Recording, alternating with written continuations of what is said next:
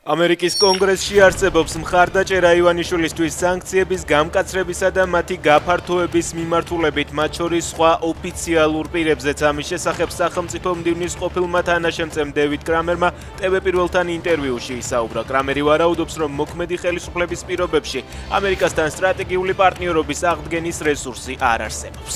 21 აპრილს ევროკავშირის საგარეო საქმეთა მინისტრები საქართველოში არსებულ ვითარებას კიდევ ერთხელ განიხილავენ. სამხრეთ კავკასიის რეგიონზე საუბრის გარდა იგეგმება უკრაინის წინააღმდეგ რუსეთის აგრესიის, ახლო აღმოსავლეთში არსებული ვითარებისა და სუდანის საკითხის განხილვაც.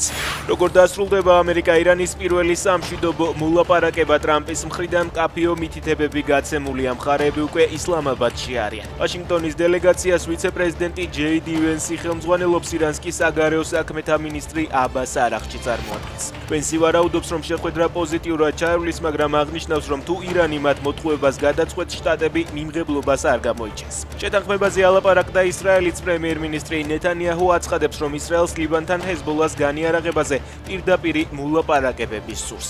გავრცელებული ცნობებით, ლიბანის პრემიერ-მინისტრი უახლოეს დღეებში ვაშინგტონში გაემგზავრება. ღმერთი არ აკურთხებს არც ერთ კონფლიქტს, სამხედრო მოქმედებები არ შექმნის სივრცეს თავისუფლებისა და მშვიდობისთვის, აცხადებს რომის პაპი. ლეონ მე-14-ის განცხადებაში აღნიშნულია, რომ მშვიდობის მიღწევა მხოლოდ დიალოგით არის შესაძლებელი.